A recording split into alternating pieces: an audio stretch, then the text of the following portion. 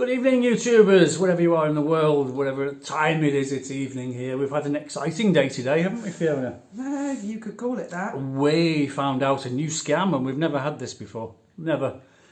Apparently the scam is that someone knocks on your door and says, oh, they've lost their phone, they must have dropped it somewhere around here, and they've got another phone and they're tracking it to your house, and the phone appears to be in your house, and you must let me in to look for my phone. And I just said, no, I haven't seen your phone, goodbye, clunk. But you see, the difference between our house and most people's houses is our neighbourhoods have got double iron gates on the front of the house. They've got bolts, top, bottom and a big lock. So you can open the front door and you can speak to people through the bars, and they can't get in. And if you just say, no, not interested, slam. That's it, they have to go away. And we had this and this. If Ben remembers to lock the gate, which he will after today. Yeah, Ben's always lazy. Poor kid come home and there's like 3 police cars outside the house. He parks up, he's like, what the fuck? He opens the front door and he said, police aren't normally in this neighbourhood, what's going on? I said, I fucking called them. They overtook him. He's on his motorbike coming down the road. Really? And the 3 police cars, 1 unmarked and 2 marked Policia Nacional, and whizzing past, and they've come to our house. Oh, they were wonderful, wonderful. What these scammers did, they went away the first time and they were hanging about, and there was about 6 women.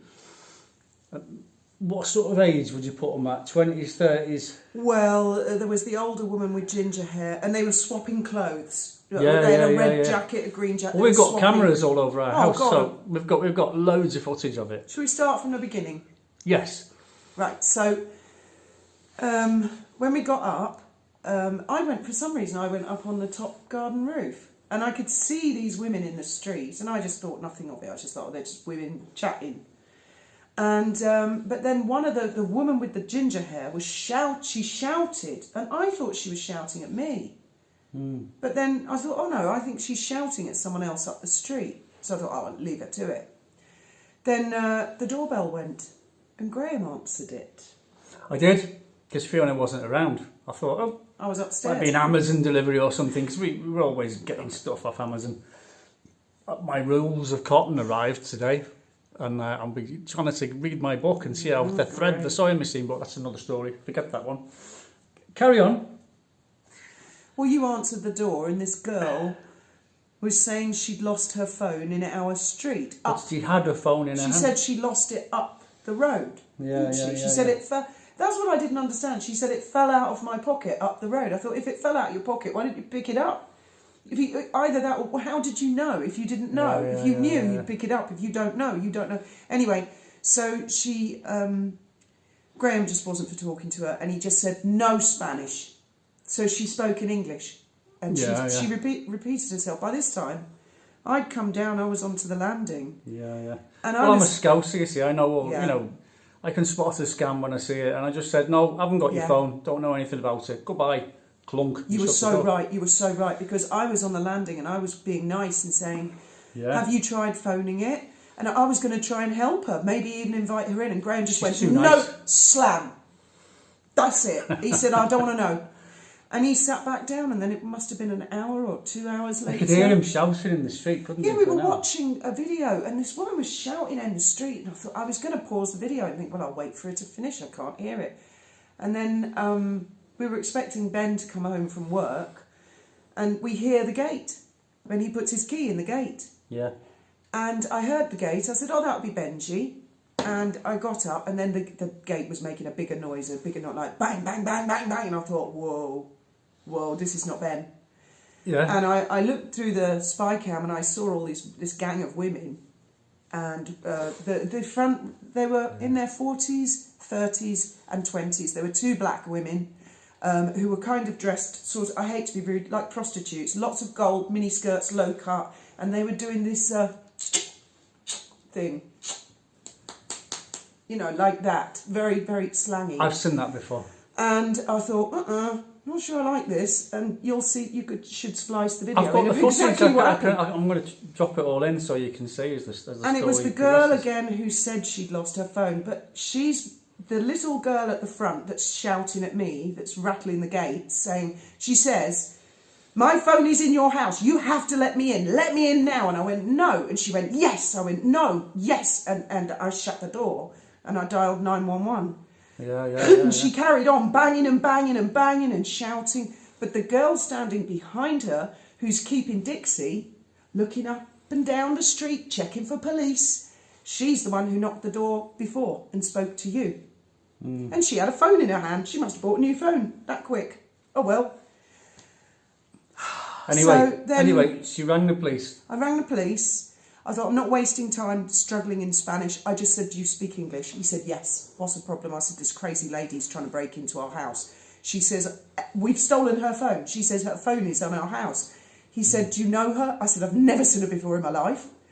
And I said, she's with a group. There's about 6 women. Anyway, he said, I'm not going to waste time.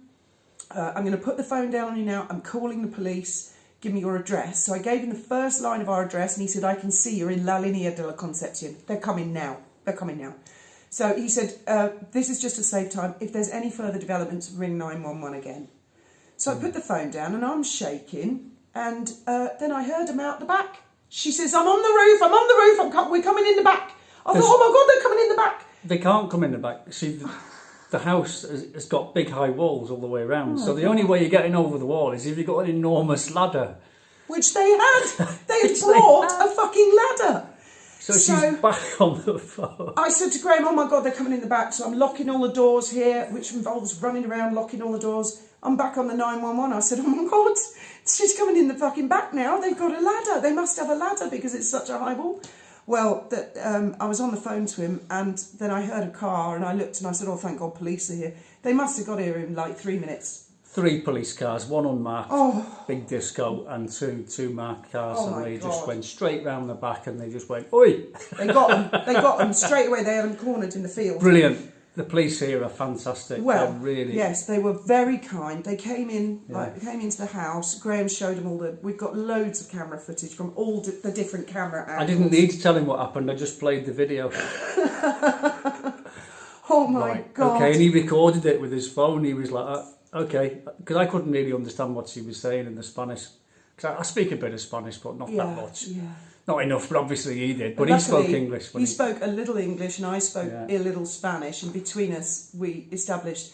And he copied some of the video and he took pictures of the girl's face and he went round the back and his other officers had apprehended the group. And anyway, he went away. So I locked the gate. And like 1 minute later, I heard the gate. I thought, oh my God. And it was Ben. Yeah. And Benji said, well, how come there's all the police cars outside the house? I said, oh my God, we've just had an attempted home invasion. He went, you're fucking joking. I said, I am not. 2 old people in the house on their own. So they're in for a fucking big shock if they try breaking in here. I'm going to that, I'm sure you can imagine. So then Benji said to me, come on, Mum, we'll go up on the roof and we'll watch when all our fucking neighbours are out on their roofs and they're all looking and they're going, are you all right? Are you all right? What's going on? I was like, oh my God. And the police gave them a warning. They didn't arrest them because they gave them this cock and bull story about the missing phone. And then they said to the police, oh, look at that. The phone's just updated its location. It's nowhere near this house. Oh, we're so sorry. It's a few streets away. So the police let them go. And I watched and there was a man and he was in charge. He was the leader of the gang. Fagin. He was there with the woman with the ginger hair who kept changing her coats. Yeah. And his body language was very much, come away, this is on top. We can't, these people are calling the police too quick. Now, the other part of this is that it's pretty fucking obvious from certain social media activity that this was arranged by our stalkers. Ha ha! Call them sugars. Call them Meghan supporters, get crazy people like Diane Durham. Not that I'm saying Diane is anything to do with this, but people like her who threatened to bomb Buckingham Palace, yada, yada, yada. And here we are. And to me, Graham, honest to God, I'm not going to sleep tonight because for me, this is Ashley all over. Anyone who remembers Danger Zone. You did have an interview with Thomas Markle the other day.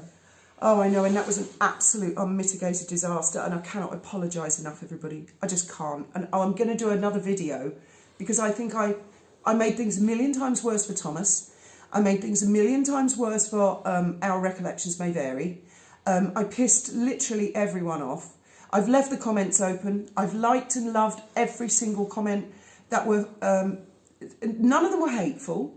None of them were trolling. They were just you guys expressing your extreme disappointment, confusion, or what the fuck was she thinking? And I agree, what the fuck was I thinking? And I'll cover that tomorrow in a video tomorrow. To be fair, you had a few vinos though. It was quite late, wasn't it? Well, I hadn't actually at that point. I'd had vinos the night before, and I'd been awake. Right, okay. I'd been awake all night until it was at 4. I'd gone to bed. It was daylight in California, wherever he is. I don't know where he is. I don't know where he is, but it's a big time difference. Yeah. So I was extremely tired. I mean, I was on the verge of a stroke, and he was clearly uncomfortable, and a whole host of other things. And I'll cover a whole video in that.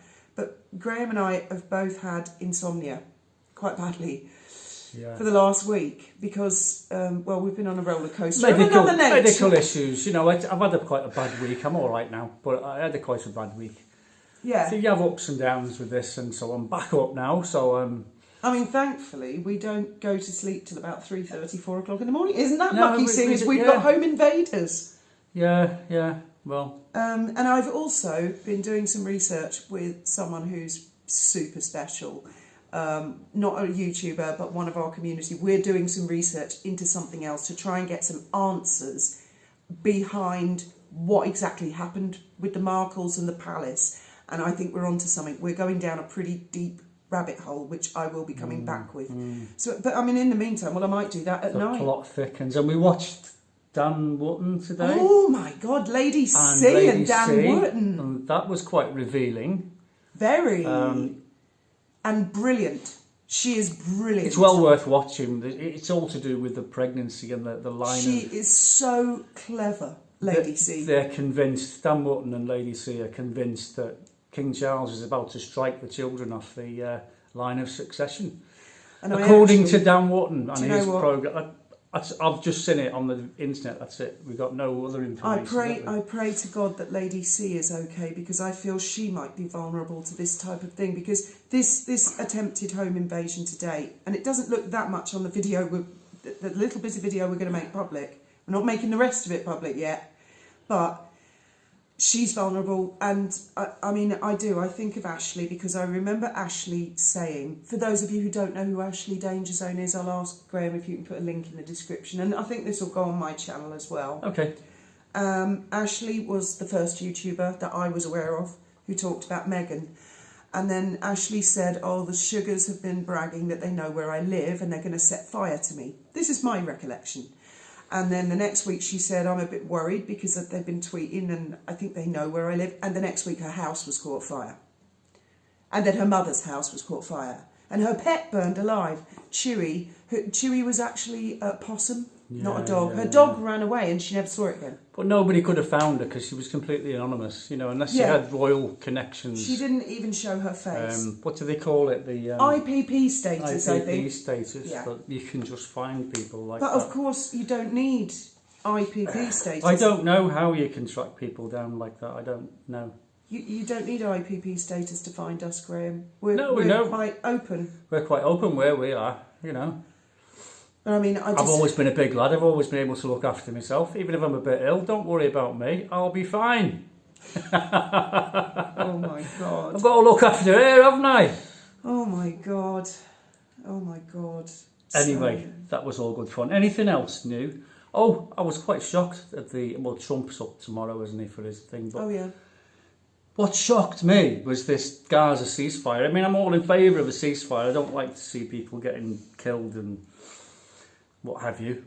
But they were exchanging hostages, and Hamas released 3 Israeli hostages.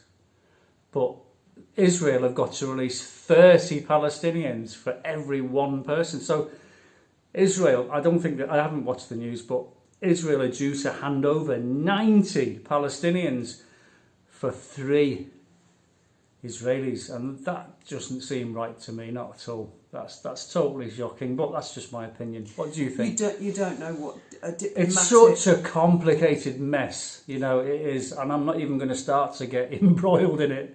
for sure. But that's what we've been watching today. But you don't know what diplomats have had to work their way through, and it will be something intricate and complicated. Which brings me to our rabbit hole. Oh boy, you are going to fucking love the rabbit hole. Actually, I will say a name that me and Rhea Snakespeare have been going down. We have been having such good fun up until today, of course. In fact, I forgot to tell her about all this. This will all come as a shock to her. This will be the first she's heard of it. So I'll give you something to do later. I've been on the phone. While I'm editing this video. Anyway, yeah, see you maybe tomorrow, guys. I don't know because, as Graham said, his health has been. We've been on a roller coaster the last week. Yeah. You have health-wise. days, but some days I just lay on the sofa and watch telly. Other days I'm bouncing and jumping about and doing things and getting on with stuff. And I've got 2 sewing machines now. I've got one that's seized up that I've got to restore, much to my darling's amusement. Yes, brilliant. You'll never catch me dead using one of them again. Not since St Mary's Hall. Mine will run like a Swiss watch. You watch. Excellent, and I look forward to seeing you run up a penny for yourself. I really do. Good night, and may your God go with you. Aquí sale el teléfono, llama a la policía. ¿Cómo? ¿Esta va a tener que sacar el teléfono? Vamos. Aquí sale que te has robado un teléfono. Mío. Sí, aquí. No. Sí. No. Sí.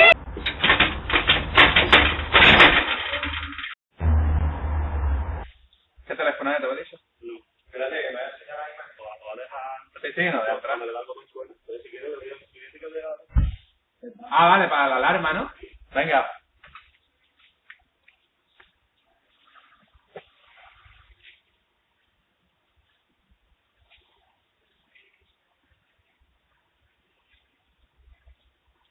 Storyline of a lost phone. That's what these scammers are using. They're also saying that a GPS tracking device just like this one right here is tracking the phone inside of your home, and they're hoping you will let them inside to find it. For Chris Reap, he worries about his parents when it comes to this scam.